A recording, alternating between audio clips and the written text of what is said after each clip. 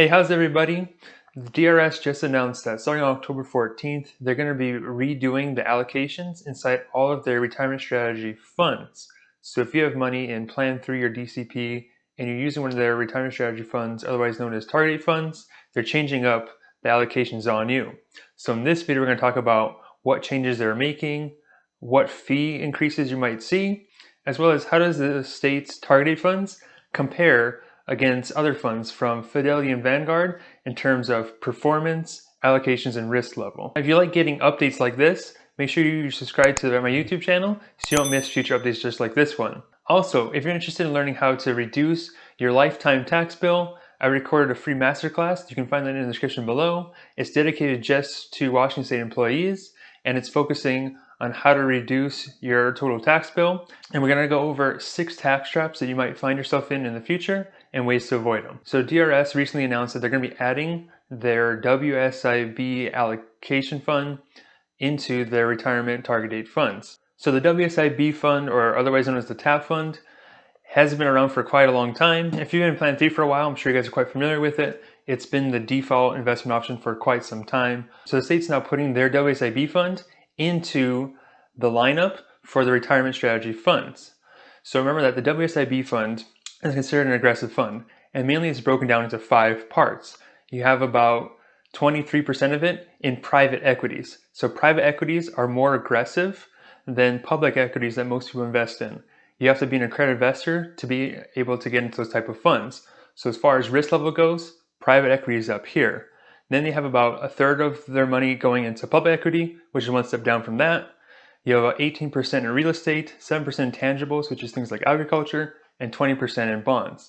So from a risk standpoint, about 55% of the funds are allocated on the higher end. So that's why they're considered an aggressive fund. So now that they're going to add the WSIB to the retirement lineup, they're going to pull back some investments in some other sectors to allocate to this new one. So I did a comparison on an Excel spreadsheet to show you kind of the breakdown of it all that we can go over, and hopefully it'll make more sense, and we'll get to that in just a bit. Now from a fee level, WSIB is the most expensive fund option there is in the Plan 3 or DCP side. So because they're adding this more expensive option to their target date funds, overall the target date funds are increasing in price. Now it's not something to really panic about. It's about a 0.08 increase to the funds, so it's not going to kill you by any means.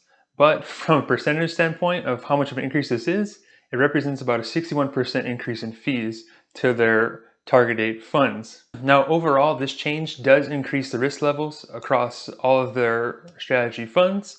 So essentially, with you guys doing nothing, your fee just increased, as well as your risk level adjusted slightly upwards. So if you're not comfortable with having people change allocations on you and putting you at higher risk you may be comfortable with, then you can check out my professional advice service for Plan 3 and DCP. It's called Scenic Plan Confidence. We go in there and build portfolios specifically for you. That way you can get the portfolio that's you're comfortable with.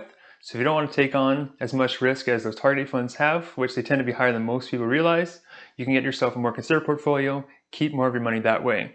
Plus, on a quarterly basis, we're going to update you on how to move your money. So if we think you should move your money elsewhere, you hear from us at the beginning of every quarter on where to put your money. So this is an ongoing service to help you guys invest wisely in your Plan 3 and DCP funds. This is the only service like this of its kind. Now it's important to remember here that target date funds are designed for the average investor to retire at 65. As Washington State employees, many of you guys retire at 62 once you get your 30 years in, or if you plan to retire earlier than that, these target date funds may not be appropriate because it's assuming you retire at 65. So you're planning on going earlier, you may want to consider getting yourself a customized portfolio that's in line with your retirement time horizon. Now with that out of the way, let's get to the spreadsheet to do some comparisons and show you exactly what changed. Okay, so on my screen I have pulled up their revised lineup for their target date funds. So if you scroll down here, you'll see exactly how the new allocations stack up, as well as the new fee schedule. So I'll put a link to this document in the description below if you guys want to see it for yourself. All right, so I went ahead and actually compared the new lineup versus the old lineup, and then actually lined it up against Fidelity and Vanguard as well. So here's the target fund. We're doing the 2030 fund only. So I have the categories listed here on the left-hand side. So you can see large cap all the way through short-term bond. This first column here is the old allocation, so the one you guys are currently in now. And then the one next to it is the new changes. So as you can see, The major change here is that WSIB fund, the fourth one down. Currently, there's nothing in there, but the 2030 fund is now going to get 22% of it allocated to that fund. So where is that coming from? So they're going to pull allocations from some from your large cap, a little bit from small and mid. Global takes a big reduction, and the biggest reduction is in this inflation protected securities, which is a fixed income or a safer asset. It's going from 10 to 2%. So now overall, let's scroll to the bottom here. There's 73% equity before. You still have 73% equity. The biggest increase is your real estate portion is going to go up from 4.6 to 8.1%, and your bond level is going down. So overall, from a risk level, your equity stays the same, but because your fixed side is reduced and your real estate is increased, overall your risk level has changed just a bit, and now you have a little bit more risk than you used to. Now the reason they're doing this is because they found that more diversified portfolios produce better returns. So remember, the more risk you take, the better chance you have for making money, and that's the risk that the state's taking. However, it's important to realize that not all equity is built the same. So remember that large cap equity is a lot less risky than mid and even small cap equity. So the WSIB has about half of it, right, in public equity and private equity. So because we have higher risk equity now in this fund, technically, while the equity portion may be the same, a portion of it's in slightly higher risk. So overall, your risk level has increased here. Now, one thing interesting to look at is if we look at the Fidelity and Vanguard 2030 funds as comparison. Now, these funds actually didn't list any private real estate as separate investment options. So I'm not saying that they're not hidden in one of their mutual funds somewhere, but they didn't list them as separate allocations when you look at the overall breakdown. So they both have identical of 66% equity, 33% fixed assets. So when we compare that to the state's fund, the state has about 14% less money in fixed assets than these other funds do. So the Fidelity and Vanguard have lower risk levels than the state's 2030 fund.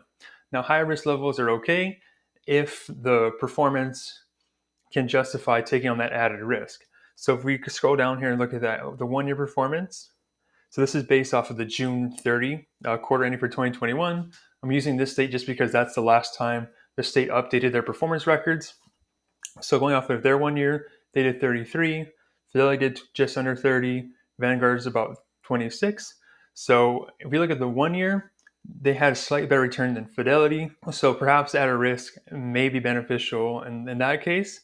But if we look longer term, and investing is a long game, if we look at the 3 and the 5 year, they're not really beating Fidelity by a whole lot, but they're taking on more risk. So in that case, it may not be that beneficial. Now, I know you guys don't have an option to choose to use the Fidelity or Vanguard target date funds.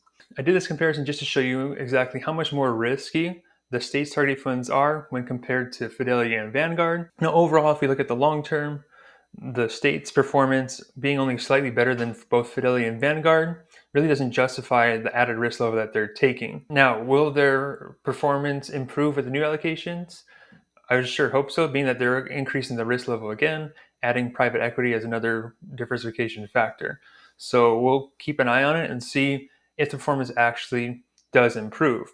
Now, recently the market has been quite volatile. So while they may increase the risk levels to try to produce better returns, they may end up causing participants more harm in the fact that they may see bigger downturns if the market were to continue on a downward trend. So this is why taking control of your own retirement accounts is very important. That way you can control exactly the level of risk you're taking in your portfolio. You don't have to worry about the state doing something like this where they can just change things around, increase the fee on you, and then increase the risk without your consent. Now keep in mind that this is an ongoing trend, not just in the state's plan, but elsewhere in other targeted funds as well. That's why this government launched an investigation to see exactly how these fund managers are selecting the risk levels for the participants in these funds, because they feel that they're actually taking on too much risk, trying to juice up their numbers to get better performance results, to lure more investors into their targeted funds. Now, the state markets these targeted funds as a one and done sort of deal. Choose your targeted fund and then it'll automatically take care of it from that point forward.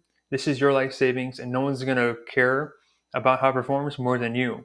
So it is important to take some time, even if it's just 10 minutes a year, to look at these things, look how it's doing, and beyond that, look at your level of risk. If you don't know how to look at these things or really don't know where to start, that's where you would contact a financial advisor to help break things down for you. Hope this helps you guys out. Remember, if you guys want professional advice on how you should be investing your DCP and Plan 3 accounts, check out Scenic Plan Confidence. There's a link in the description below that you guys can sign up. It's a month-to-month, cancel anytime you want to. As a member, you're going to receive professional investment advice on a quarterly basis. So feel free to check that out if you guys are confused with how you should be investing your life savings. And with that being said, I'll see you guys next week. Remember that your future depends on what you do today.